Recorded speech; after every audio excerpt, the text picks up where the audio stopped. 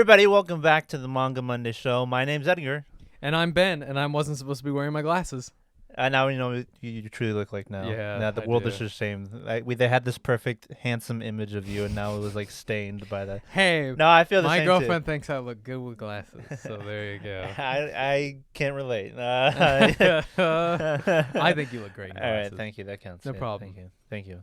But yeah, guys, we're back we're back for the second live action episode. For those of you watching on YouTube, Yep. It feels like we've been doing like these live reactions like for a month now, but this is Yeah. like the third video in like in 2 person. weeks Yeah. that we've done, so we haven't done this at like very long and at all. and it's been a while since we recorded the podcast in general, so it just Yeah. I feel like the gaps are, then again, we're recording like really late compared to Happy Martin Luther King Day. Martin Luther King Day. Yeah, you guys have dreams, he did too, so yeah. Is that great? Yeah. Very relatable. Is this like the first episode where we actually record on a Monday? Yeah, it is. Yeah. Spoiler alert, we don't actually record on Mondays. I know, we're frauds. No, we're frauds, you know. boo. But yeah, this is actually the first time we're recording on a Monday. The video version is going to be out for you guys on Tuesday.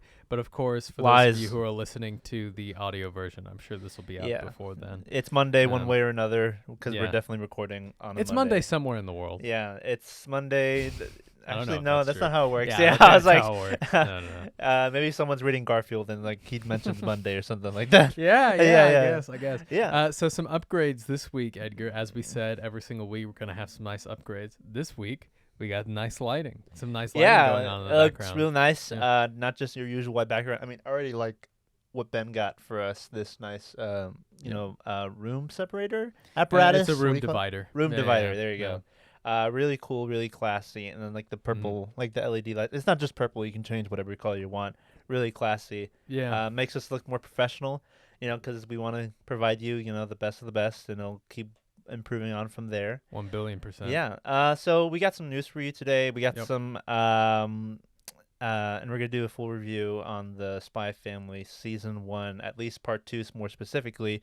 But before we get into that, let's just, it's been a while since we caught up. I don't think we did it last episode. I don't think we've done it the past couple of episodes. Yeah, because last episode was a special, and then like nothing happened the previous one. So let's just catch up on what's been going on with our lives, if anything at all. Yep. You go first. Starting by Here, school. Scoot forward just a little bit. Oh, yeah. We're gonna Let's collectively see the scoot oh, forward just a little bit, because we're both. I think we're both clashing into the room divider just a little bit. Yeah. Is that good? The We're set- good. the set- We're good. The set falls down. Yeah. Like it falls back, and you That see all the would be crap amazing. behind it. Hey man, I would love for that to happen. Hold on, I'm just making sure we're okay. Yeah, we're good. I just wanted to. Yeah, I'm not wearing my contacts today. I'm running out, so I need to order a few more. But Dude, I just need to be threw. careful. Oh my god, my eye got dry. Like one of my eyes got dry. Like when I was at the auto shop, they were working on my car, and my contact like slipped out of my eye, and I had to throw it away. Because originally I went to the sink and I was gonna put some water. Maybe I could put it in my eye, but it fell in the sink. I'm like, oh no. So I had to throw the other one away, and that's like the last contacts I had. Now I gotta go to the eye doctor again. Oh man, Contact dude, I'm so sorry. issues, and I gotta wear these old stupid glasses. But nothing else has been happening with me lately, other than starting back school this semester, and working on a new script for a short film. Picking up One Piece again. I think this might be the biggest content. Let's go. Like no, you're good. Yeah, money. Yeah, right. But in terms of like, I think once I finish Thriller Bark, would this gap be longer from? Because remember how like the gap was really big from Alabasta to whenever I started Water 7 Saga. Oh yeah, that's right. Or which gap was it? There was a gap that was It was you took your time reading Skypiea. That was that. There you go, yeah. It was that. Because he had a bit of struggle getting through Skypiea, which I kind of get. Because Skypiea isn't the best One Piece art. I still love it, but I think this was definitely I think the biggest gap from when you really started to read it, right? Yeah. So like when you really started to read it was like Barati.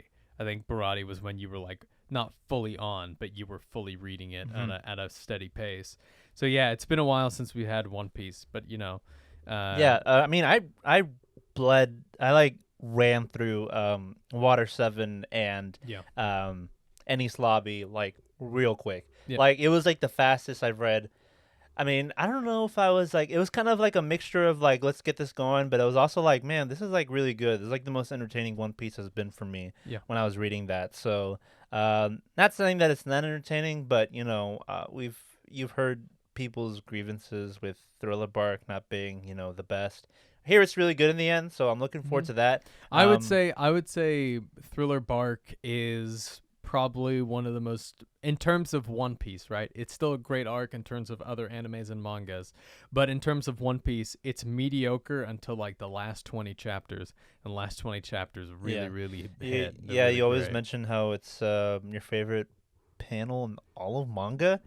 All of manga. That's wild. I mean, I've been spoiled on a lot. I might be putting it up on a pedestal for you. It could be your know? personal. I mean, it's your personal favorite, so no, it doesn't have to be like, you know, you know, it's not an objective thing to say that or anything. Yeah, definitely not. But I'm wondering if I know what it looks like, or if I've been spoiled on it before. I really don't think I have been. I don't think you've been spoiled on this one, because I don't think this is anybody else's favorite panel. It's just for me when I read it. And I watched it in the anime, and I was like, they did not do this justice. And I'm like, Ben watching all of One Piece anime. To be honest, yeah, maybe like one or two episodes. They're gonna do something this year. I would say pretty well. I mean, the One Piece animators, they said that this season is going to be the best. Yeah. Or this season. Still on Wano, you know? Right? Yeah. They're not even close to being done with Aonigashima. Yeah. Yeah. But you know, I think that once you get past Thriller Bark, there is a good stretch of story that's gonna take you on.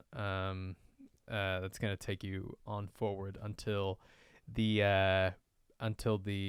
time skip. So yeah, that's gonna be very exciting. I'm really looking forward to that. I don't know what else. I might pick up Jujutsu Kaisen again. I did finish like up till volume 18, very beginning of Colon Game arc. So I'm like I'm trying to figure out if I want to keep reading past what the volumes are offering, or just, you know, read as every volume goes on, because I do that with Vinland Saga. I like reading it physically for some reason, and I did that with Jujutsu Kaisen, so like I might just stick with that. But I wish I had your patience. I can't. I have to like read it like when it comes out. Yeah. I'm so impatient. But I think once I pick up One Piece again, I might pick up something else. Ben wants me to watch Ranking of Kings and read Vagabond, right? Yep. I'll probably do Ranking of Kings first, because Vagabond is a bit of a longer series. I've also really interested in seeing what Wit did with that series, and I might want to check out the dub for that, because my boy Prod ZD from YouTube voices one of the characters. Justin Briner plays one of the younger one of the younger princes. Yeah. Who voices the Bocchi? Yeah. I don't know. It's some girl. Bocchi doesn't really speak. No, I know that. Yeah. I'm curious if it was someone that I knew or something like that. Yeah. But looking forward to those two series. I'm gonna finally read something that Ben actually recommends. I always joke about him, like, "Oh, Ben, I've been reading One Piece because you," and blah blah blah blah blah. And I didn't recommend it to. We had I'm had saying an argument about this the other day, where he was like, "Ben, you never watch what I want you to watch," and I'm like, "What?" And I was like, well, I normally take that. I take that on the chin, and I go, yeah, he's right. But this week, I listened to that, and it took me like 2 minutes to go, wait a second. No, that is wrong. And I was like, wait a second, I read this, and I'm watching Love is War, and I'm doing all this stuff. So like short series compared to what I'm dealing with in One Piece. You can understand my plight when I tell you. Listen to me. Get this. I didn't tell him to watch One Piece. I didn't tell you to read Black Clover. I didn't tell you to read that. Yeah, but I have to sit here and listen to him. I don't think it's that good. Well, I didn't tell you. I wanted you to read something else, so... Have you even finished that yet? Black Clover? Oh my god! I told you I'm gonna do a live stream of it, but that'll be eventual. But my god, man! But I think I was just telling him, and I was like, and then Edgar came up with the thing where he said Ben never tells me what he wants me to read or watch, and I went to last week's episode. You like say, hey, you should probably read this, and that's it. You don't make a case for it. You don't sell it. You gotta sell me on it. I'm like, you read whatever you want to read, man. I'm not even like, I'm not gonna push you unless like we can make. It's our jobs to push each other. Otherwise, unless we can make content for it, which you're already doing for One Piece, so I don't feel that big of a rush. You did. I mean, I don't know how far you've been on, but you started. You at least watched the first episode of Love Is War. Yep. Yeah, that was really. I got really excited for that.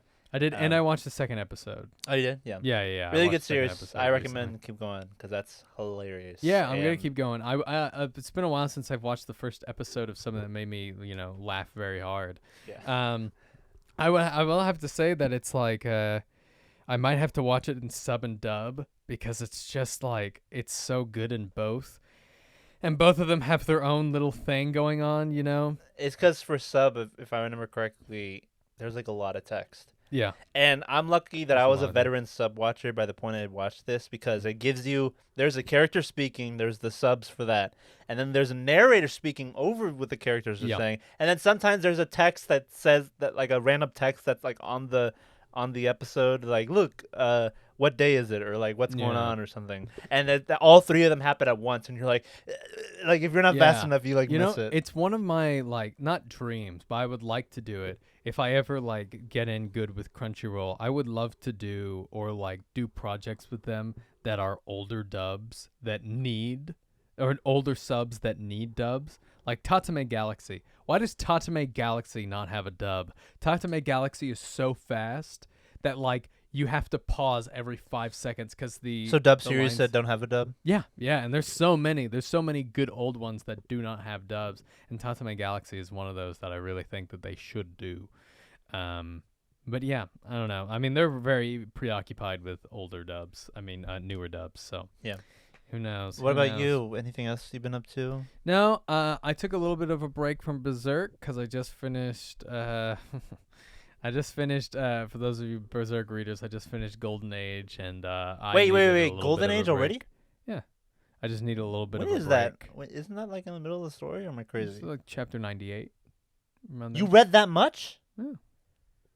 Last I checked on him, he was reading the first volume. I didn't know you read that much on it. Oh yeah. I read past through the fourth one of those. But I'm waiting for those to come in because I want to read it.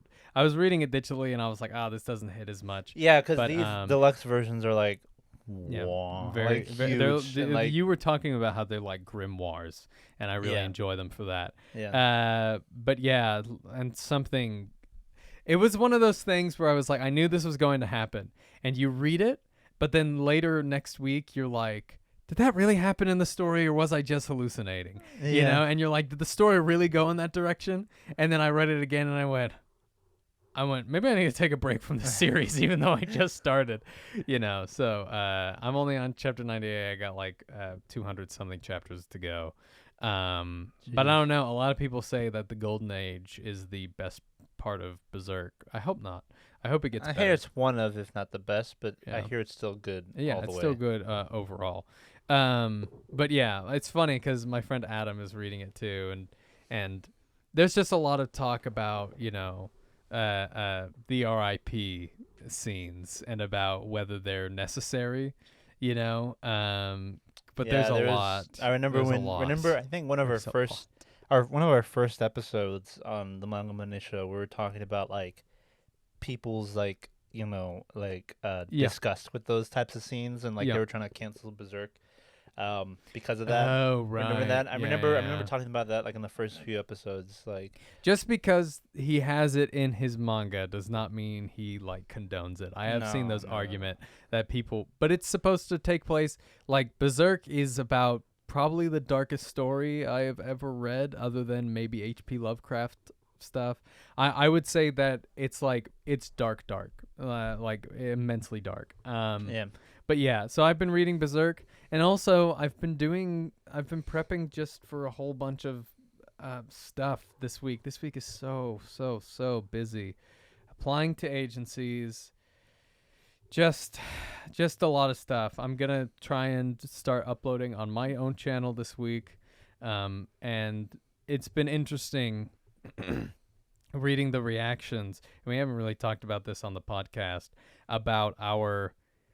I can't lie to you. The urge that I felt to just drop everything we're doing and become a reaction channel, you know. I feared it would go to that, like, you know, because like I saw like, wow, that's a lot of videos, and like, and Ben was like, oh yeah, our newest our newest our latest video that isn't this one, was a reaction to the openings.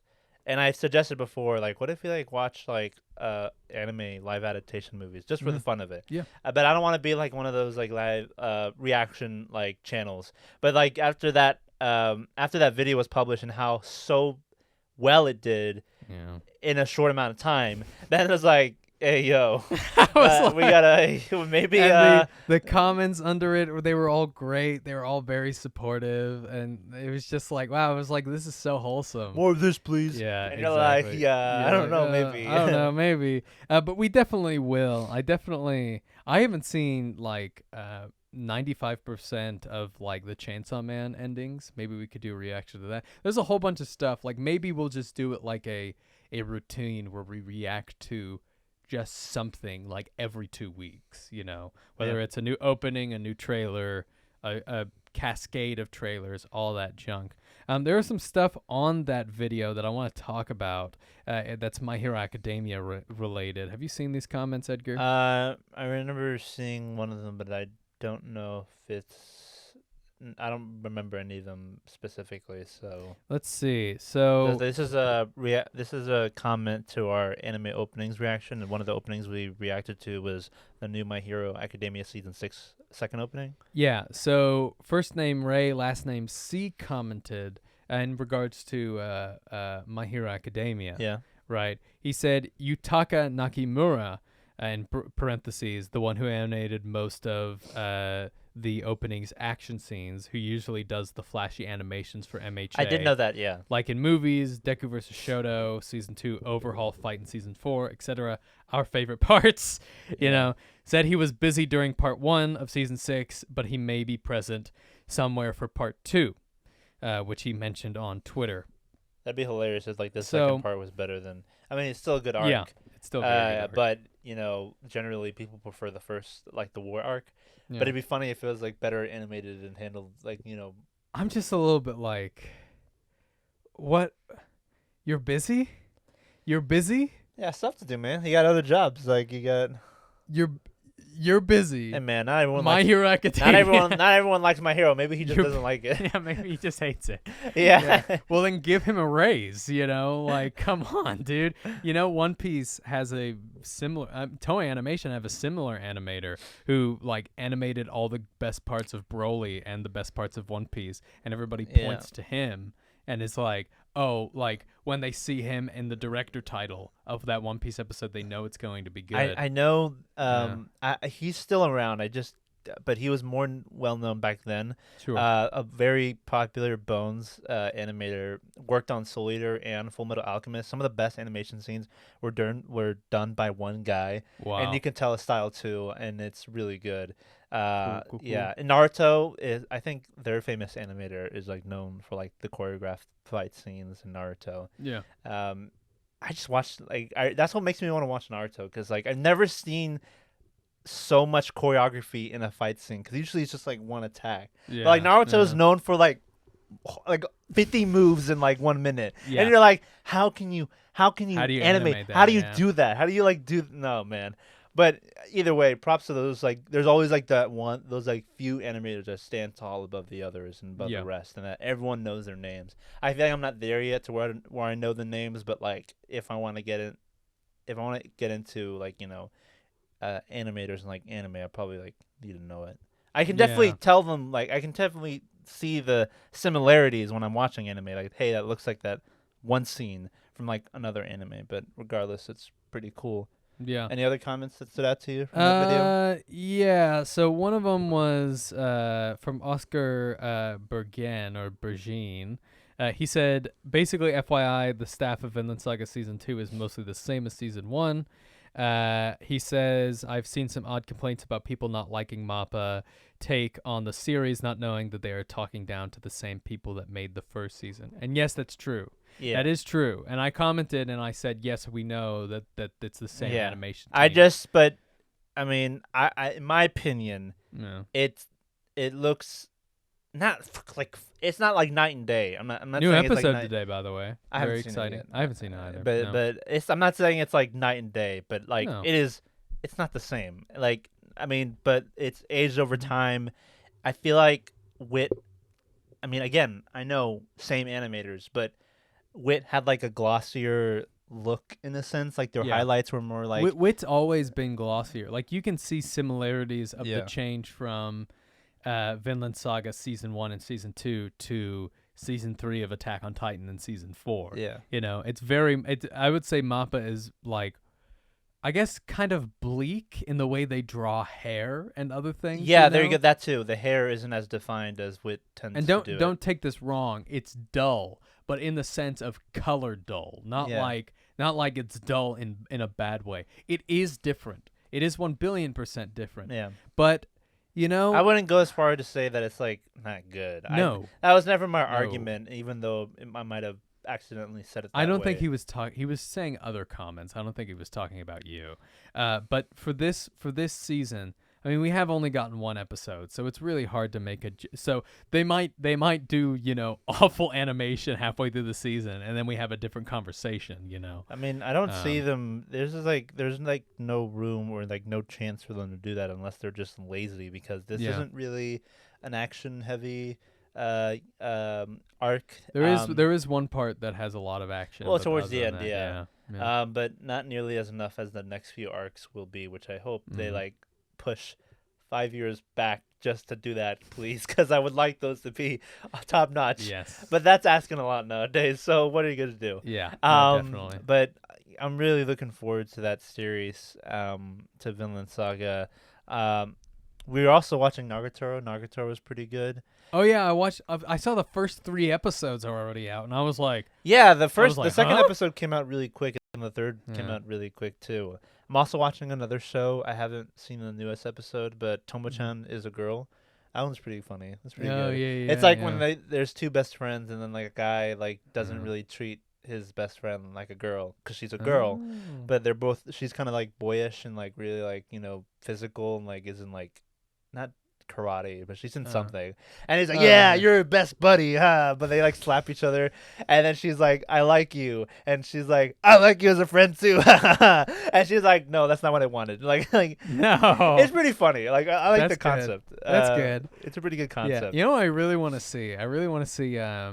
Komi-chan Can't Communicate. Komi Can't Communicate. Yeah, that's actually really funny. That's a really funny anime. I have seen a video. There's 2 scenes where I laughed out loud so hard. Is it the "you say run" part? It's that one, but it's not that one. But that's a good moment. I saw that clip, and it was a "you say run" moment, and obviously it's a pivotal point in the show when Komi speaks. You know. Yeah, it's when she like cheers on Tadano, I think that's the main character's name. She cheers him on during a race, and he like gears up and like dashes off to like in the edit, it has like a behind the like you know, a flashback like Deku has and all that stuff, and then he runs and it says he finished third. Yeah. I love that. Funny. I love that. So I'm really excited. I think I'll watch that after. It's really that one's really funny. That's an underrated one. But it's got already like 23 volumes, and I'm like, oh, you know. So it's kind of daunting. But I mean, it looks great, and I love the style of it. It all looks fantastic. Yeah. And the premise is good. It looks interesting. But yeah.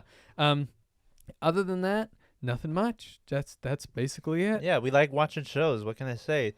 Speaking of shows, Last of Us came out. I know Ben's not watching it. He probably wants to put that off. I just wanted to throw that out there that I watched it. Thought it was good.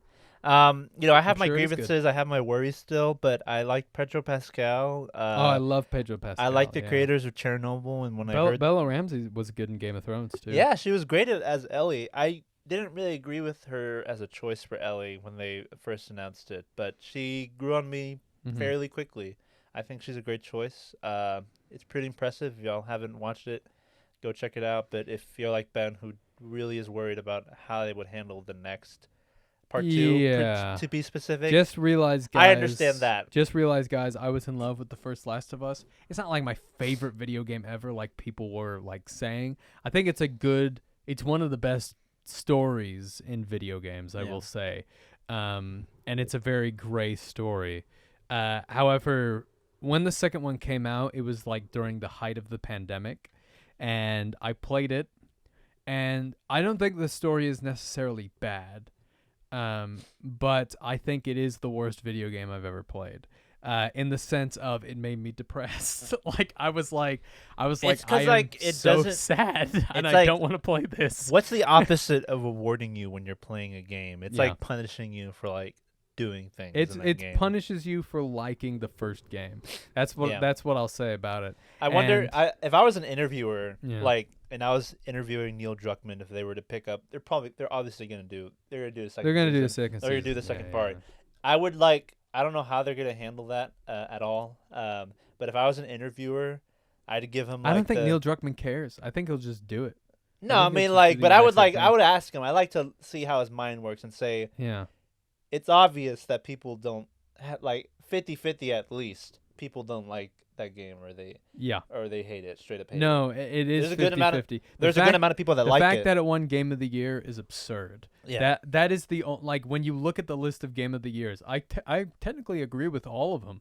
It's that one that I look at and I'm like, that is just such a crime. 2020 year, the year of gaming, was a really pivotal year in bringing people together. Came out that year? The games that came out that year, what should have won, Ghost of Tsushima. That should have won, because this is what I'm saying. By the way, I played The Last of Us 2, and I was so depressed halfway through that I stopped playing. And it was the day Ghost of Tsushima came out. Played it, cured my depression. Brilliant game. And I know a lot of people are like, "Oh, it's just a regular RPG," but it's one of the best stories told in gaming. It's really good. I was worried when I was I loved watching PewDiePie react to playing video games, and at the time, he didn't. By that point, he wasn't really playing video games anymore. But he was hyping up The Last of Us 2. Yep. And when he got to a certain part, the part, he was just depressed and uninterested and for the rest of the game. And I'm like, wow, how could you? It's not in a good situation when he's 1,000,000,000%. Man. Yeah, but I would like to ask Neil Druckmann. He's basically what they asked Hajime Isayama. Yeah. But maybe not the same way. But I'd be people really don't like this game. Yeah. This second part. Would you change it? How do you feel about it? What do you have to say for yourself? How do you sleep at night? Yeah. But what are you doing, But man? that I guarantee you that interview is gonna happen somewhere, and I'm gonna be looking at it, and I'm gonna be anticipating for it and see what that guy has to say. If he's just gonna be all done, I was no, it was good. I'm gonna do it. It's gonna be the same. I don't know what he sounds like, but I'm just kind of really curious to see what he'll have to say for that. It'd be an awkward interview or the worst in the world, one way or another. No, 1,000,000,000%. But let's just get on to news. I only have 2. Hold on, before we move forward. Okay, never mind. Scratch that.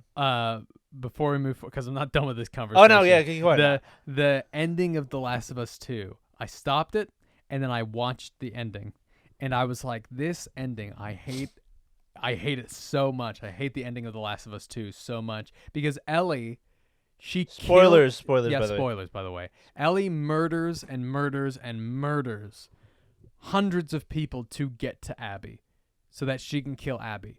And then at the end, she's about to kill Abby and goes, nah.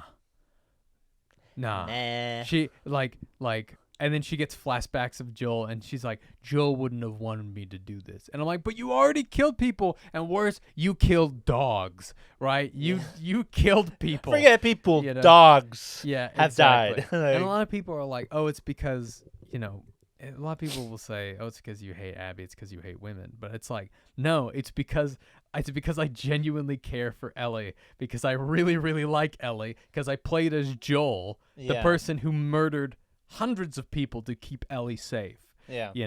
So it's just, I remember I've seen 2 videos that were each over an hour long, discussing and rewriting the second part of The Last of Us. So interesting to watch. I go check them out. I think one of them is by Just Writing or something like that. Okay. No, another channel, A Closer Look or something like that. One of them. Yeah, that. Sorry about that. I just needed to say. No, you're good, man. I mean, that second part's going to be really dicey when they get to that. But regardless, first part of Last of Us, HBO Max's series, pretty good so far. I wonder how the second episode will go. On a small tangent side note, cool news, good news.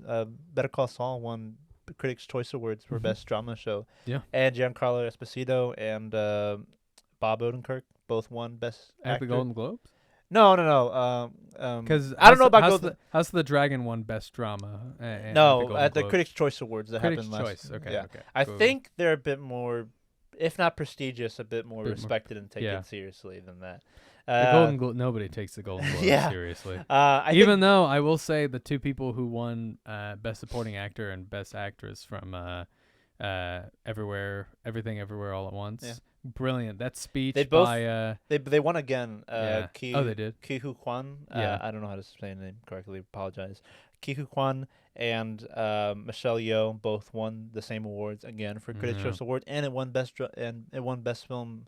For the Critics' Choice Awards as well. Very good. Really good news. Deserved. Yeah, but Better Call Saul might be my favorite movie I've ever watched. Yeah. I love that movie so much. It's really good. Really good film. I go check it out if I have it. It's probably going to be the #1 contender for best. If you watch the Oscars, it'll be like, it might win it for sure.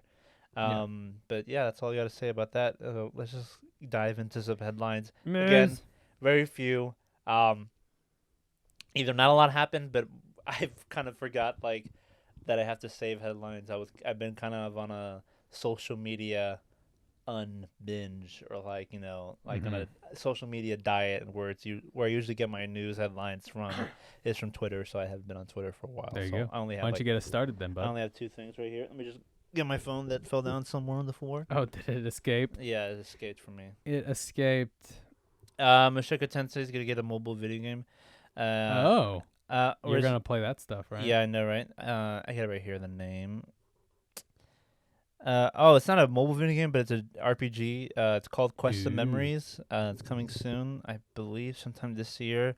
I'm gonna get it. I like Mushoku Tensei a lot, to where I just buy anything from that series.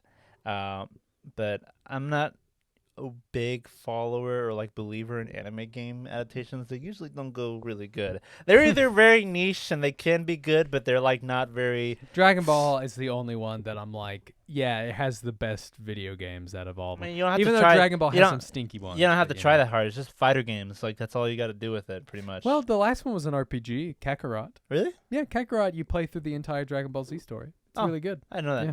Really good. Yeah. It could have been better, but it is still really good, and it just recently got a Bardock update. So yeah, it's pretty cool. Oh, wow. Let's see right here. I got something else. That's my teen romantic comedy or SNAFU is getting an OVA episode. Will release on April 27th, and it will be bundled with a limited edition new Origaru console game. Yeah. So you get a video game and an OVA from my teen romantic comedy is a joke, I believe is the full title of the name. I really like that series. Underrated slice of life and romance. I mean, I know it's really popular, but I feel like it's not talked enough as much as other series. Yeah. If it's canon, that'd be great, but it's an OVA, so I'm really happy either way. I don't know if it was missing a part from the story from the light novels, but if it's just some extra stuff, I don't care.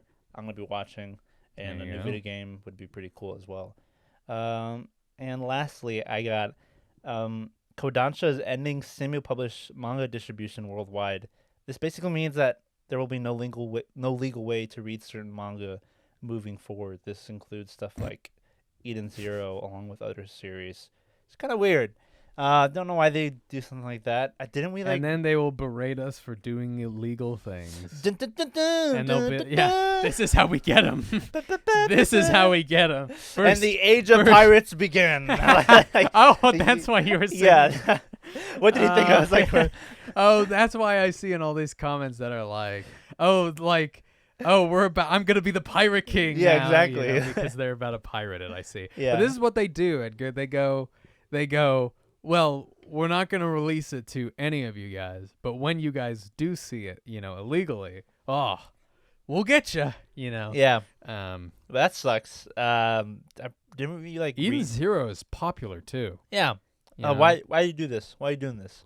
Who knows? If Attack on Titan was still going, man, that would be bad. Low blow. That would be bad. That sucked. Yeah, that would be bad. There was also an interview. I don't have this as a headline, but there was a big interview with Crunchyroll and Hajime Isayama talking about the aftermath of Attack on Titan.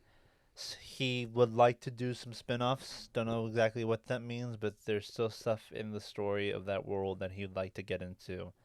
Not technically a sequel. That's not inherently out of the window yet, but he said that there's stuff in that story that he would like to tell.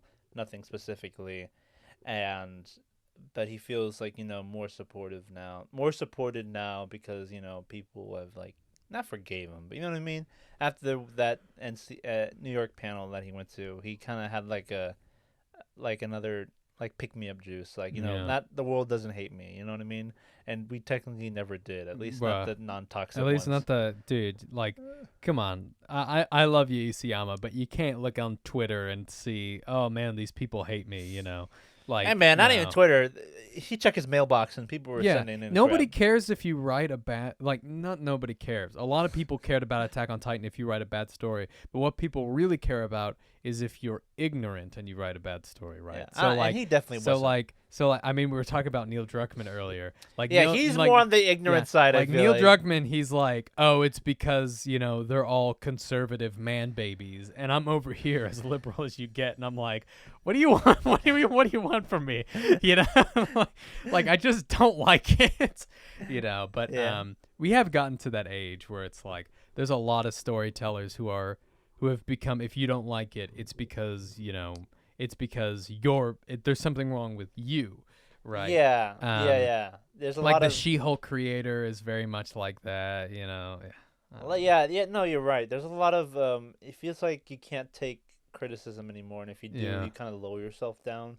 That's not true at all. Don't know what's up with that. We're not perfect. We don't make perfect things. If we suck, then we suck it up and try to fix it, or just and sometimes really good things we just don't like. That's just how it is sometimes, I don't get it. But Hajime Isayama, we love you. We love you, man. That's all the news I got, pretty much. I got some film news. Suzume no Tojimari becomes the 25th highest earning film in Japan's history. Wow. And it's only been out for 2 months. It's its 10th weekend. I think I also read that it's the 10th biggest anime in Japan, film in Japan. Really cool. Yeah. I cannot wait for that movie to come out. Yeah. I feel like this would also go in the probablys of reacting to. Maybe not watch and react to Your Name, but I would like to see that again. But definitely Weathering with You. I'd like you to I've watch. never seen Weathering with You. Yeah, so that'd be a good maybe optional choice to react to. Maybe for you guys before we watch that'd be review Suzume. Suzume no Tojimari. Yeah, how do I not know the name? I just know Suzume's door locking. Suzume no Tojimari. Suzume's. I just know Suzume's door locking. Yeah, or the Japanese way, but that'd be fun. Yeah, that would be a lot of fun. Yeah, that would be a lot of fun. Really looking forward to that movie. Speaking of films, the first Slam Dunk anime films earns 8.27 billion yen and becomes the 72nd highest earning film. Yeah, people in Japan. like that. I mean, obviously, it's Inouye's, first work, second. Which one is it? His first. His first. Oh, that's a good. Well, I mean, not first, but which came first? I think Berserk. I think Slam Dunk came first. Okay, yeah. So, I know people like it. Well, people know Vagabond more than Slam Dunk, but even then, I hear nothing about Slam Dunk or Vagabond in Japan because we never see it on headlines or Oricon sales or news updates and whatnot. But people really love and are supporting Slam Dunk, and And is it gonna get it's gonna get a Western release, right? Yeah. That movie's coming. That movie's coming to us.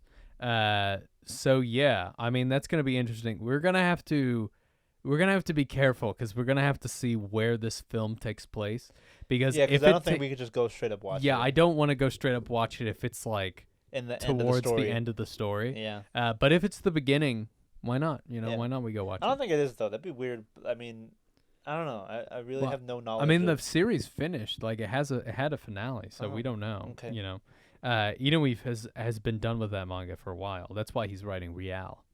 But yeah, it's a 70-second, so we have some like it just feels like nowadays all anime films that are coming out have broken some record, you know, in some way. But yeah, I thought that was interesting. Yeah. Yeah, they cast. This is just for you and me. They cast. The actress Atsumi Tanezaki as Lady Nagant. Who did she voice as and other stuff? If it says I'm there. trying to figure Not that too out. familiar with Japanese names other than Yuji. It looks like she hasn't actually. Maybe I'm lying. No, she's done a lot. Never mind. Yeah, you're lying, man. I'm a liar. Let's see what other stuff she's been in. Oh man, she's been a lot. Help me. What's the name? I'm gonna look it up right here in my anime list and see that.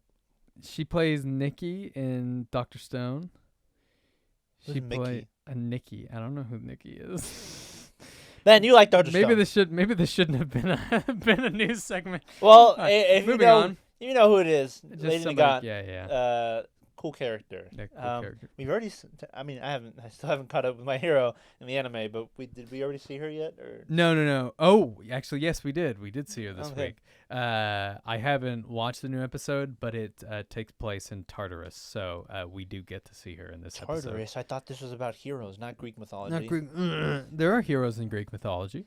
Well, yeah, but not like the way I was thinking. Yeah, I see. Yeah. Demon Slayer is going to be streaming season 2 on Netflix on January 21st, so check that out, you guys. Oh, yeah. I thought it was season 3. I'm like, what? You're like, huh? What? So this was interesting. I saw this a couple days ago. Vinland Saga and the Northmen come together for the ultimate Viking crossover. Dude, that'd be sick. Yeah. I saw the Northman. I thought it was pretty good. Yeah. I didn't like it as much as most people, but I thought it was pretty cool. Yeah. Another Viking story about revenge. Yeah. Ironically. Yeah. I saw that. I mean, Thorfinn. The Northman was apparently a lot of people's films of the year, and it apparently bombed at the box office. Oh yeah. But I was one of the few people that watched it. You know. Yeah. So I'm very interested. I actually do want to watch it because it looks great. So, Twin Engine announced on Friday that the Vinland Saga anime is teaming up with the 2020 American film The Northman, directed by Robert Iger. Both titles are historically epics about Vikings featuring in revenge-driven protagonists. The collaboration involved Vinland Saga voice actors Yuto, who voices Thorfinn, and Kensho, who voices Canute. The Vinland Saga anime second season will premiere, blah, blah, blah, blah, blah. It doesn't really say what they're doing. I just thought it was fascinating that they're doing something, you know. Northman manga chapter or something like that. That'd be cool. Yeah, I know that in the manga of Vinland Saga... there was an Assassin's Creed promo. There was an Assassin's Creed promo for really cool. For when Assassin's Valhalla. Creed did Valhalla. Yeah, that was interesting. Yeah. Even though I don't think Assassin's Creed deserves it. Yeah. I don't think Assassin's Creed has had a good game since Black Flag. But hey, that's just me. That's just dead franchise ratio. Isn't Ubisoft like crumbling right now? Yeah, they are. Yeah. They are crumbling. Yeah. And there's a part of me that just loves to see it because I don't like Ubisoft. They're an awful game company. It's like a reward. Yeah, like, it's a reward. It's what you get. Yeah. That's all the news that we have. I have one more. I thought this was interesting. You know that anime I just mentioned earlier, Tomo-chan is a girl. Yes. The dub cast was released, and Sally Amaki is voicing Carol Olston in the Japanese and the English dub. So she's voicing the same character in both sub and dub. Oh yeah, some of my friends are in that dub. That's right. Yeah, this is one of the few times where you see the same person doing both. Yeah, I saw that the post they were doing the both. Yeah, there's also like a promotional video behind the scenes with that actress. Really cool. I think in the story she's an exchange student, so it kind of makes sense in the context of the story. That's really cool. I'm trying to remember another time like someone voices the same character. Uta's, I mean, the songs are the same over the span of time. The songs are the same for Uta, like in the sub and dub, so they didn't hire a new singer. Oh, that's different. You see that a lot. I yeah, guess yeah. I just meant in the terms of like same actor for both. It had to be a very specific case, but yeah, I don't know. That's a good question. Ben, you should learn the hell out of Japanese, and that way you can. It's one of my dreams. Do both. Man. If I write something, I will be voicing. I will say. I will voice every character. I will say. I will be voicing a character of my choice in the English, in the Japanese, and in the German. Ben, you can't be the main character in every anime. Watch me. Watch me. And it won't be a big character because I don't want it to be like. I don't want to be a main character, but I do want it to be like a significant character. I wrote it. It's mine. Like, come on. What are they gonna do? They paid me already. Yeah, exactly. That's what I'm saying. That's what I'm saying. All right, and that's all we got for real now. That's all the news we got for this week. And now we come to the main final segment. A review of Spy Family. Technically, part 2. It was the first season, but we might as well just sometimes touch up on the first part of season 1. But let's mainly just do the second part because I don't really remember much from the. Well, I do remember a lot from the first part, but mainly we're going to talk about the second part because it did come out along with the fall anime releases. Yeah, which is what we're doing technically. After this, for a while, will be Chainsaw Man, and then we just gotta wait for My Hero and Blue Lock to end. Yeah. Yeah. But let's get straight up into it, Ben. Before we do like a very vague breakdown of each episode, if to my knowledge, I don't have the best memory, but I do know the big core things that happen in this first part. Did you like this better or the same, or what did the second part? I liked it the same. The same. Because I think the first episode of Spy Family was spectacular, in my opinion. Like it invested me, and the first part also had that amazing part where he proposed Lloyd to Anya it would be topical to your with the pin of the grenade, which is just brilliant, very sexy, very brilliant. Yeah. But not. That didn't really stuff like that didn't really happen this season. Ben has a different idea of how Spy Family wants to go until the end, right? And the last 2 episodes were brilliant. Of this really part good. Or the of first this part? And the last, I would say, my favorite 4 episodes. First 2 episodes of Spy Family, last 2 episodes of this season. Yeah. And I think that's how a season should be, probably. Close out, yeah. You know, but yeah, I think. I liked it the same. If I had to choose, I think I might have liked the first one just a little bit better. Yeah. It did have that, the shock and awe of, I can't believe it's this good. You know what I mean? Yeah. We're just going to vaguely, I don't want to go through No. That's what I'm saying. I don't remember some stuff that happened in the middle. No, that's okay. I feel like, I was just saying that, but but try to be organized. But I feel like we should just talk about our favorite moments.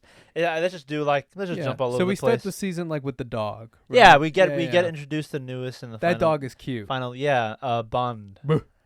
Woof. Yeah, he says "borf" in the manga and in the anime. He says, that was the first part with the little kid who's Daddy. That was the first part, right? No, that was the first part. That was the first part, not the second part. He's super buff kid. I thought it was an adult, but then you see him next to his dad, and he's like, okay, he's a kid, I guess. That dude, he's just on steroids. Daddy. Yeah, this show. I mean, I know it's enjoyable and it's wholesome, but it can surprisingly be one of the most hilarious shows of the season. It's really good. I wouldn't have had this backing without it being as hilarious as it is, you know. But yeah, we get Bond, who is the last and final member of the Forger family. You know, Anya wants a dog. She gets a reward for getting a Stella star, right? Yeah. So she, they go dog shopping, and then there's a whole mini plot of a bomb about to go off. They're using dogs as bombs. Super awful, by the way. But yes, luckily Lloyd and Anya not team up, but both do their part in stopping it, and Anya meets this not telepathic but can tell the future. A dog that can tell the future, which adds interesting things. I feel like in terms of all the members of the family, Bond doesn't have that big of a part. Maybe not yet, at least. He's the least. Obviously, he's a dog, but with such a cool power, he's the least to use in terms of wow, we can see a lot of. I'm just saying that dog has built up some conflict. Yeah. if you guys haven't seen our past Spy Family reviews, I just want a little bit more conflict in Spy. I just want chaos. I just want a little bit, just a teensy bit, because I enjoy the slice of life stuff in it, and I think that's interesting. But I think that there has been so much buildup, especially with the Cold War and with your being an assassin. Ben's such an instigator. He wants like, and it kind of, yeah. I'm like poking Endo, and I'm like, do something with this, because he has built it up. And if he doesn't go that route, fine, whatever. But he has a possibility of making this like one of those scenes, like, you know, when like in season 4 of Attack on Titan, when you're like, oh god, what's gonna happen? Oh my god, it's all gonna explode, and then it either does or it doesn't, right? And in Attack on Titan, it does, and I'm assuming in this one it's not. But because it definitely doesn't have man-eating titans. Yeah, and a militaristic, not. But it does, like, it has built up some stuff, like we talked about with Bond, where he sees some stuff where he sees the future, and he saw Lloyd all bloody, and he saw your like kind of like crying and stuff. And then also we've heard Anya going to sleep and going, no, and she said, no, Mama, don't kill Papa, or don't hurt Papa. And Lloyd was like, oh, the imagination of children. So innocent. I'm like, he has built it up for this big conflictual, thing to happen. And it's not like Spy Family hasn't had action in it. It actually has some very good action. But it can have a climactic end. I haven't caught up to the manga it's been a while since I've read it, but last I remember was a pretty big moment in this series. But if it's like, it's on chapter 73 as of right now, if it gets to like 100, and it's like not to what Ben, I mean, not exactly how Ben wants it, but if it's not somewhere like that by like a chapter 100, I start to feel worried. I'm like, yo, where are we going? Where are we going? Don't let this drag on too much. I mean, but again, 100 chapters isn't a lot, but like at the pace of that Endo goes, it's like he does a lot with like a very little. But just imagine if Endo killed off Lloyd. Because he said he doesn't care about these characters. Not that much. He said he doesn't care about these characters. Imagine the balls on this man to go, nah, I killed Anya. I'm about to ruin everyone's day. Nah, I killed Anya. Like, imagine him doing it. And imagine this is like a message for him going, don't make me write stuff I don't want to write. This is what you get for liking it too much. This is what you get. Now, obviously, I don't want to have that happen, but I think it'd be interesting. It'd be a big turn of events. It'd be a definitely big turn from the family-friendly show everyone loved so much. That's why it's so popular in Japan, because it's just so. But I think that would be fascinating if at the beginning you think it's going to be this huge spy action thriller.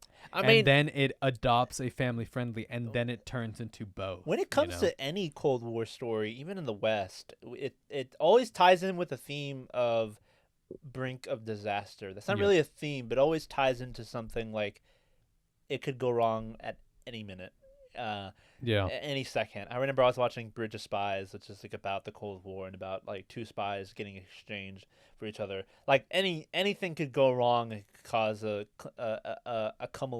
culmination of events that could just spark into an absolute disaster. And big or small, however you're telling the story, these kinds of story always have that underlying tone and like idea of like it could go down at any minute. You know what I mean? No 1 billion%. But this, I don't know what happens exactly after these few episodes. I do want to touch up on a big highlight, for me at least, in this second part. Let's say it together. Fiona! Yours cooking. No. Was that in this? That was this one. That was a funny episode too. It was like 2 episodes, because the one of them was. Feels like a long time, because it was a long time ago. Yeah. It was about 12 weeks ago. Yeah. But yours cooking was like that was a big thing, and then she goes. I really like her coworker. She was really rude. You know what? She was really rude, but then her husband is really nice and is like really supportive, and is like, you should make friends. And she's like, but I don't want to, Like, I think it's really great. I really like what they've done. And with I her. love God. One of my favorite.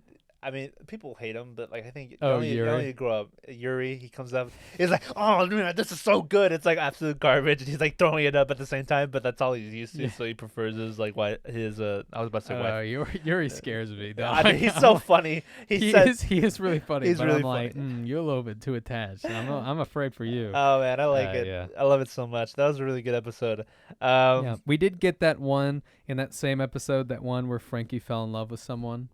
Yeah, poor dude has an awful love life situation. Yeah, and I loved that scene where him and Lloyd were getting drinks. Yeah. And then Frankie's like, says the guy who has a wife, who has like a smoking hot wife, and Lloyd is like, no, we like it's obviously this is just like a situation. And Frankie, I think he said something like, if you think that that's the only thing, I'm whatever. And he laughed. Lloyd and we had just a really good moment with Lloyd, you know, like where he was just kind of alone there. Man, like those are the best parts. Yeah, The show is really underrated. Yeah, I always said that it was gonna be like I think it's fairly rated. I think everybody loves it. No, but like I meant in comparison to everything that came out that season. Chainsaw Man was all everyone's talking about. Bleach was what everyone was talking about. My Hero, Lock, My Hero. Yeah. It's Spy Family is there. It's just like everyone knew that people were gonna like. It might need to be higher in my best animes of 20 because this was really good. Yeah, man. it really was. This was really good. I feel like that's why I like talking about this kind of stuff. You forget how much you like it, and like it's just so good. Yeah, but let's talk about your Fiona. Your favorite character. I really like Fiona.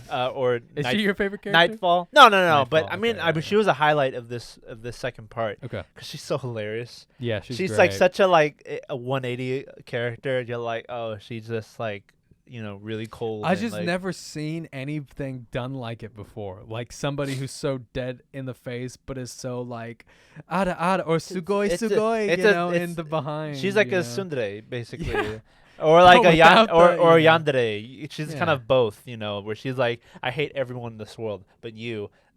Marry me, please. And she's like head over heels for Lloyd. To like a very. Sorry, guys. Somebody. My neighbor, he likes to rev up his motorcycle. I'll tell him to get. I don't know. Like I'm afraid. No, don't worry. People like that tend to have guns. Okay, well that's not good. Anyway, but yeah, Fiona, she has a very childish inner warmth in her heart. Yep. To the point to where she has like ridiculous thoughts. She wants to replace Yor, and she thinks she could do a better job at the position that she's in. Yeah. No and it's more personal than that. She just wants to be with Lloyd in general. And it's so And hilarious. Lloyd is the oblivious. It's so funny because like every time she's like tries to hide it, she acts so cold, and he's like, Jesus Christ, I'm sorry I pissed you off so much. And then inside she's like, please, like, don't go away. She's like, no. And there's like the whole tennis match like thing. By the way, it's super hilarious. I think her and Yuri are gonna be perfect together. Yeah, her and Yuri. They're very protective over each other's. Like, I think they would be perfect for each other, but that's just me. Yeah. Yeah, that would be. I didn't think about that. That'd be fun. That was the first thing I thought of when I saw her. I was like, I wonder if she's ever gonna meet Yuri. They're both so aggressive. Yeah, they're so aggressively, Yeah. Yeah, really hilarious stuff with her. And then there was like the scene. I probably skipped over a few episodes. I'll go back on a few of them. But I also love the scene where she like tries to like one up Yor, and they had like the little tennis match, and like the budget once again kicks up like to 1,000, and like Yor like hits it, and it goes light to beats like, oh, I'm gonna die, and then she tries to stop it, and it's like Hunter x Hunter. It's like all the force and like light, like all the force of the world, and she's like, ah! Yeah. Obviously, like last season we had that dodgeball episode where it was clearly a Dragon Ball reference because Damien was on Namek, right? Yeah. It was so weird that how well Namek looked in there. Like the references are just like any good quality old school Dragon Ball like would be nice to look at. To be honest, I would love to see a Wit X Cloverworks Dragon Ball project. Oh, that would be so good. That'd be nice. It'd be nice to, after we saw that fan animation, it'd be nice to see anybody other than Toei Animation get their hands on Dragon Ball, see what they do with it. A very quick tangent. If we had the choice between Murata, the illustrator for One Punch Man, if you would have him illustrate My Hero Academia Vigilantes or Dragon Ball Super, which one would you have him illustrate for? Oh my god. Very quick tangent. I just thought of this the other day, and I was like, this is a good question to ask. My Hero Academia Vigilantes or Dragon Ball Super. Which would you rather have him draw for? Dragon Ball Super. Yeah. Here's the thing. I love actually both the manga people who work on it, because it's interesting that you talk about this, because Dragon Ball Super is technically similar to One Punch and Vigilantes, because Akira Toriyama is writing it. Yeah. Or is holding the hand of what's the mangaka's name? Come on. I just know he's a big fan of Dragon Ball in general. Yeah. What's the mangaka's name? Mangaka DB Super. I'm trying to find it right now. It's Yumimoto. What is his name? Akira Toriyama. Toyotaro. Come on. I thought it started with a Y. It starts with a T and then a Y. Toyotaro. I should know that. But Toyotaro is technically being his hand held by Akira Toriyama. And Toyotaro was chosen not because he's the best artist, because his design fits for Dragon Ball.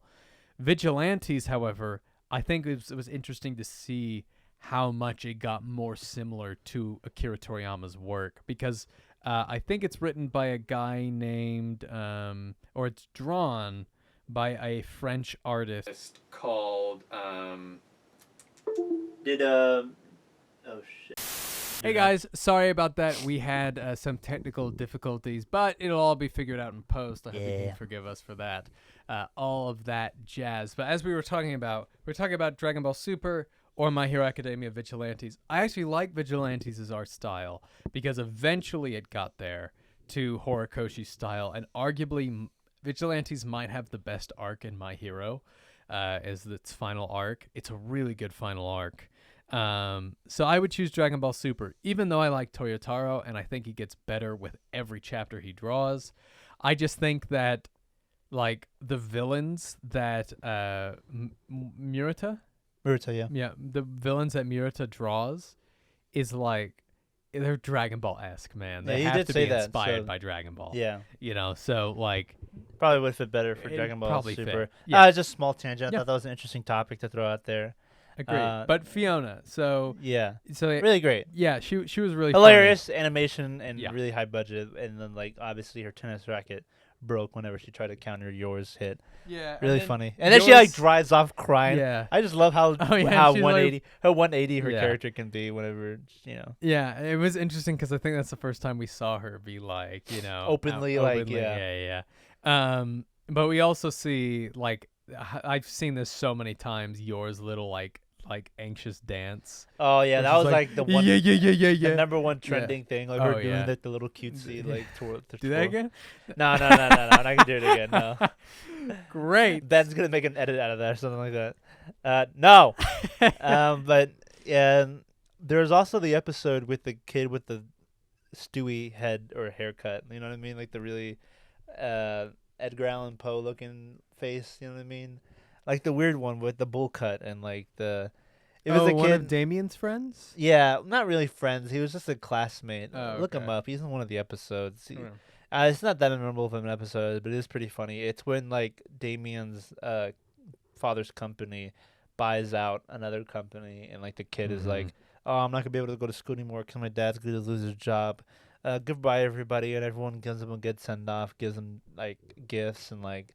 It's been fun having you here. Oh, George Gluman? Yeah, I think so. That's his name.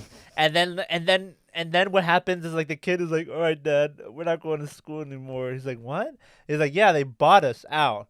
I still have a job. You're still going to school there. It's just things gonna be different now." And he, after like the emotional experience at school, he's like, "Oh, I'm back." And then everyone's like, "I can't believe you used it like that." You're like, because they gave him crap, and he's like, "You better give it back." Like, really hilarious. I just like how they focus on a character, build it up just for like one good joke, and it's really funny. Oh yeah. Yeah, but that was a funny moment. I'm trying to think of another episode that was. Let's. See. Wasn't this the one with the really bad? Yeah, this is the season. I'm trying to remember. Like. differentiate between the two parts and which episode had which. This is the one where Lloyd was trying to change Anya's grades to like really good or something to make sure she doesn't fail. And then there was another spy who was basically doing the same job, but he was like really bad at it.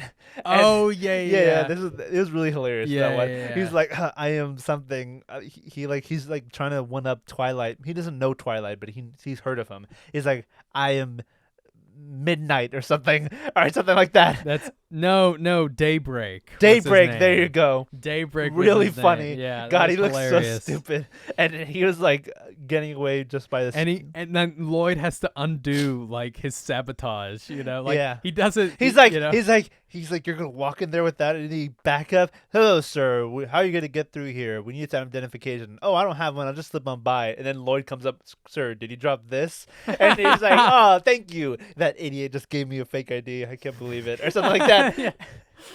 and then he like hit, and then once he tries to take out Lloyd, he hits him, and Lloyd was like, that was such a weak hit, but I had to pretend like I got hit on purpose or something like that. Yeah. That entire shenanigans was absolutely hilarious. Poor Lloyd. Lloyd goes through it this whole season, bro.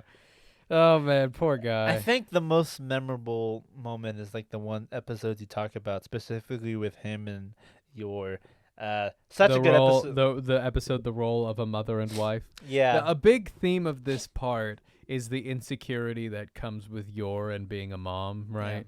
Because it's a big portion of it is that Yor's like, oh, I'm not good enough for this, you know, and especially when Fiona comes into the picture, Yor's afraid that he'll just be like, oh, you know, and it's become more of a thing that Yor has feelings for Lloyd. And less of a Yor has feelings for Lloyd and Anya. She loves her family now, and she wants to be with them. She can't quite like say that. She doesn't like pinpoint it, but that is the case. We're all like, you know, it used to be where she was like, oh, I have to do this so that I don't stay suspicious, you know. Yeah.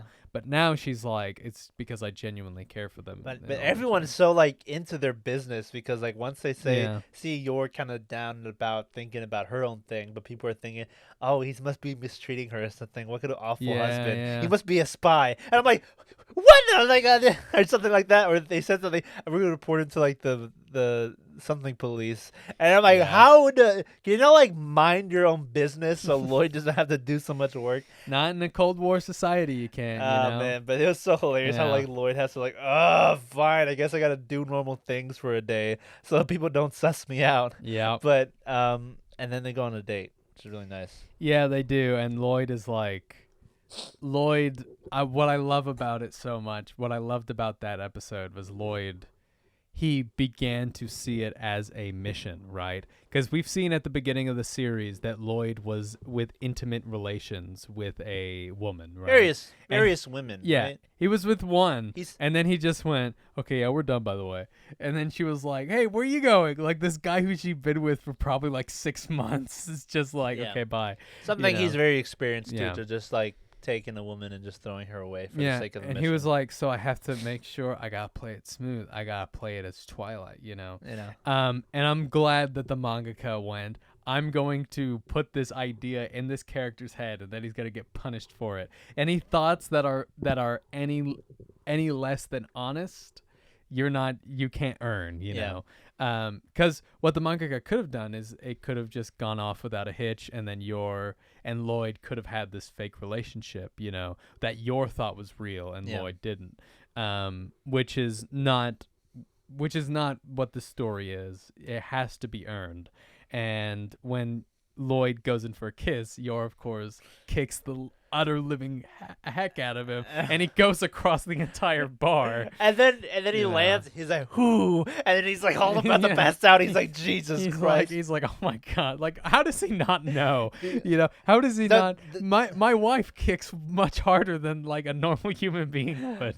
It's like I remember. I think the anime did it justice, but when reading that panel, if you look at the manga, I think it's done a bit more hilariously. Like the faces they make is like absolutely like rolling on the floor laughing, like but he like there's a moment where he's like, does she actually have feelings for me? And he's like, that's not true.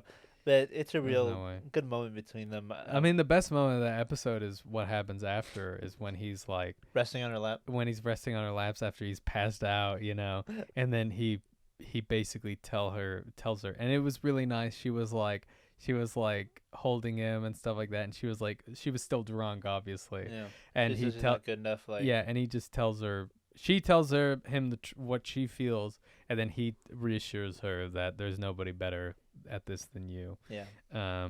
Which is really good. Really wholesome. Really like it. Yeah, and then the next episode, we get Becky takes Anya on shopping. Yeah. Or like later on in that episode that happens. But the final episode, I believe, is pretty pivotal because for the first time we see Damien's father. Definitely the best episode. Yeah. Really good. And this is what I mean by conflict, right? Is when you're like, this could explode if you do any wrong move, right? Yeah. And Lloyd planned it out so perfectly. And I loved that Damien's dad is really, really, he's more astute than other people. Yeah. Like, he's on edge, or it looks like it. But he also, like, when Lloyd walks away from him, he was looking at him like I'm on to you. There's a really good theory that I read that he might be a telepath. Ooh. Like he has like stitches like around his head. And, wow. and the fact that we never see Anya's full head because it's always her hair covering it. That's just a theory that I read. That's a really good theory. Cool, I like that. And the reason why like Lloyd introduces himself and all the things he says, he always looks like super crazed and whatnot, but like more than usual when like Lloyd speaks, when Lloyd's thinking, he's just like looking at him like you're full of crap. Like you're a spy. You know what I mean? Yeah, but really, just a theory. But if that's really true, interesting. What stops him from just going, "You're a spy"? I don't know. Trying to maybe ulterior motives or like wants to use him for something. Okay, but that's just a theory that I saw, and I was like, "That's just a theory." But that's just a theory. Anime theory. Thanks for watching. Does he do any anime theories? He does. He's done some Dragon Ball and My Hero Academia stuff. Yeah. That's funny. No, but not that I watch him regularly. I have seen the My Hero Academia one. That was really interesting. Yeah. But that episode is really good because it. Oh yeah, it was All Might's Hidden Quirk. That's what it was. Yeah, there you go. Yeah. Go ahead. Sorry. No, you're right. But yeah, really good, interesting theory. But nonetheless, the moment is pretty tense and like interesting. Yeah. To show, what they have. Lloyd doing his best to like trying to get his kids close together. And Damien just wanted to have a good dad. Yeah. That's not happening. But Damien's a bit of a snot-nosed brat, but And there's a reason for that. No kid deserves. Definitely. What he gets from his father is like no attention and like you should do better and like that's barely impressive or. And the brother doesn't seem much. The small glimpses of the brother that we got through the phone, and he was like, "Can you tell Dad to meet me here?" And he's like, "Why would I do that? Like, he's not gonna meet you." Yeah. like, jeez, I can't wait till we meet that character. Something called bedside manner. Maybe we should learn a few things. I can't wait till we meet that character. I'm very interested in that. Yeah. But yeah. Overall, this season's really good. I'm surprised at how soon we're getting the second one. I'm sorry if we glossed over a lot of things. Movie. First, right? Yeah, I mean, that's what I meant. We're getting a movie and a show this year, ideally, right? Really? I don't know. I thought. Oh, I thought that's how I read it. Maybe Wit and Cloverworks can just slap it down and go to town. I thought that's how I read it. Either way, we are definitely getting. Do they have enough content to make a second season and a movie? I think I know what the movie will be about. As for the second Lloyd's season, backstory, right? Maybe. Surely? No, there's one more thing that happens. There's a big thing. Okay. Not a big thing, but there's a good arc that happens before that, which I think the movie will take place about. But I don't know. One of them will be getting this year, and I don't know if both of them will be coming out this year. But I remember reading that we're getting both. I don't know, because maybe I'm confusing that with Demon Slayer because Demon Slayer is getting their film and then the show, right? Demon Slayer is having an OVA and then a show and then a movie. No show. I think you're right about Spy Family. Oh, okay. Show. Demon Slayer is getting a small OVA. Yeah, we just do shows, like no movies. Yeah, I know. It's getting really confusing now. Demon Slayer is doing a TV, and it's all because of Demon Slayer. Demon Slayer is doing a small TV special, an OVA, if you will, and then they're going to have the movie. So many anime films, like, so many now. I mean, it's a good thing, but it's like, I got to watch this, oh, wait, but this. Oh, if you want to watch this, you got to do this. IQ is doing it. Attack on Titan, we have no news on that, but I won't be surprised. I won't put it past them if they did something like that. They're gonna do a movie, dude. I heard a leak that there's gonna be that the final part would be split into 2 cores. The final part will be split into 2 cores. The final part you mean split. part 3 of the so what you're saying is I read a leak somewhere. So what you're saying is that we're going to get season 4 part 3 part 1 and then part 2. Yeah, so episode 1 will be episode 1 of part 1 of part 3 of season 4, the final season Attack on Titan. Yeah. I read that somewhere. I don't know if that's true. Nothing's officially confirmed, but I remember reading that, and I was like, that is the dumbest thing ever. Mappa's like, we gotta stretch this out. You know? Like, it should not have been. I'm just gonna outright say it. They should not have advertised this ever as the final season. They should have done a season 4 and a season 5. This is just what I think. And I think season 4 should have ended right when Eren announces himself to be the true antagonist of the series, right? True antagonist. Take it as you will. Yeah, that's one of the things that really frustrated me about that entire, but debacle. We'll talk about Attack on Titan when it comes. I haven't seen a lot of the OVAs, so we might react to that when it comes back around, which should be happening anytime soon. Levi's OVA is really good. Good. But nonetheless, Spy Family Part 2, go check it out if you haven't. Really hilarious, really wholesome. Why is the storytelling of Spy Family so good, Edgar? Why do we enjoy it? If it's just a slice of life, why has it brought together shonen, slice of life, romance, everybody to it?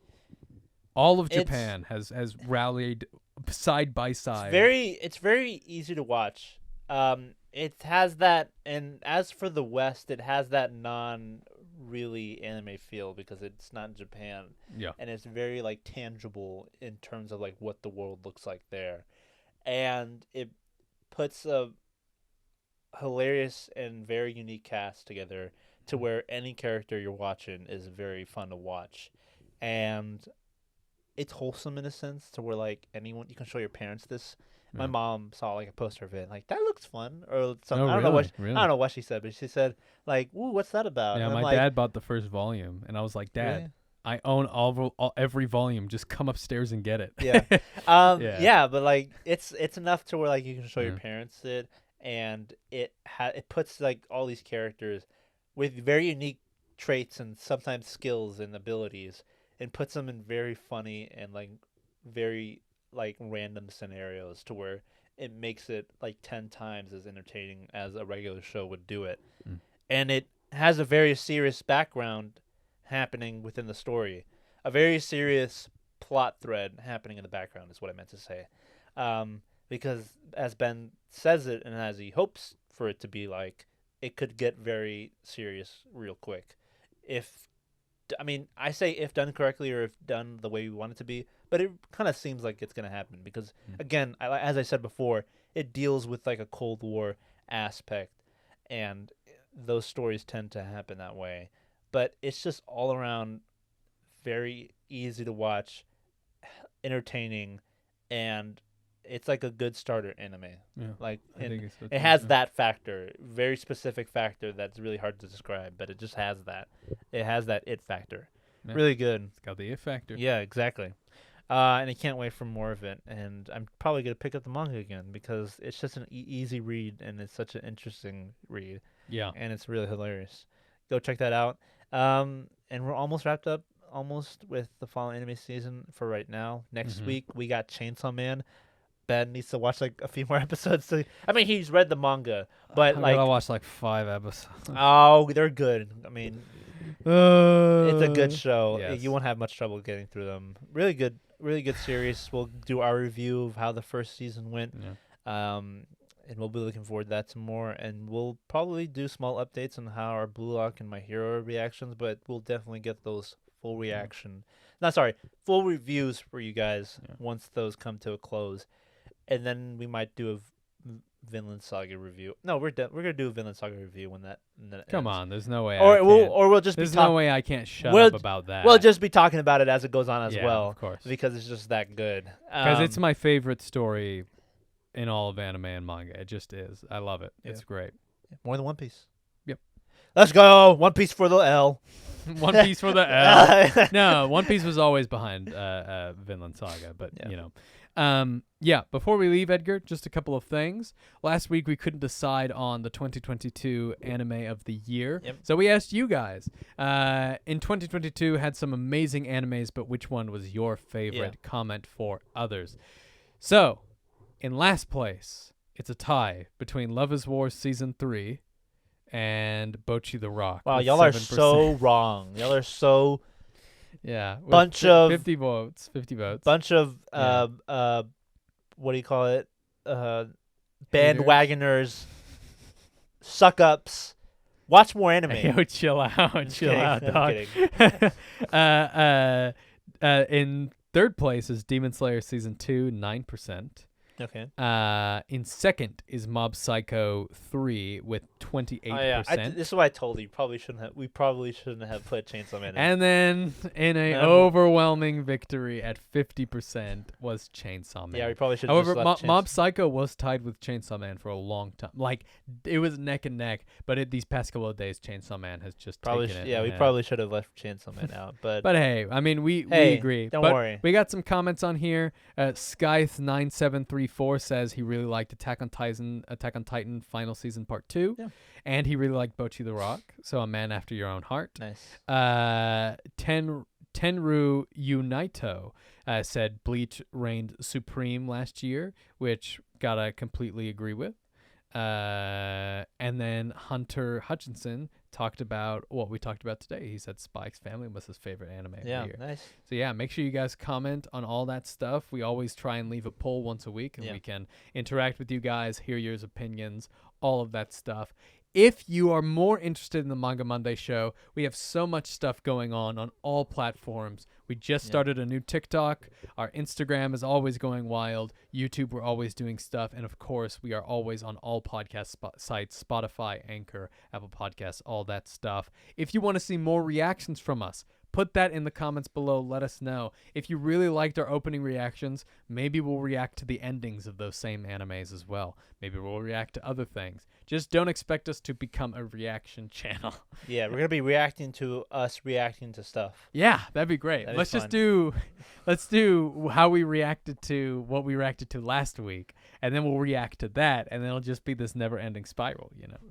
That's like the Fine Bros #1 dream. Yeah. Oh, we all know how those they're guys living. They're not living. I don't even know if their channel is still. They're dead. I think they're dead. Yeah. I think the channel at least. Yeah. Not them. Yeah. Yeah. But anyway, we'll catch you guys on the next Manga Monday show. Bye.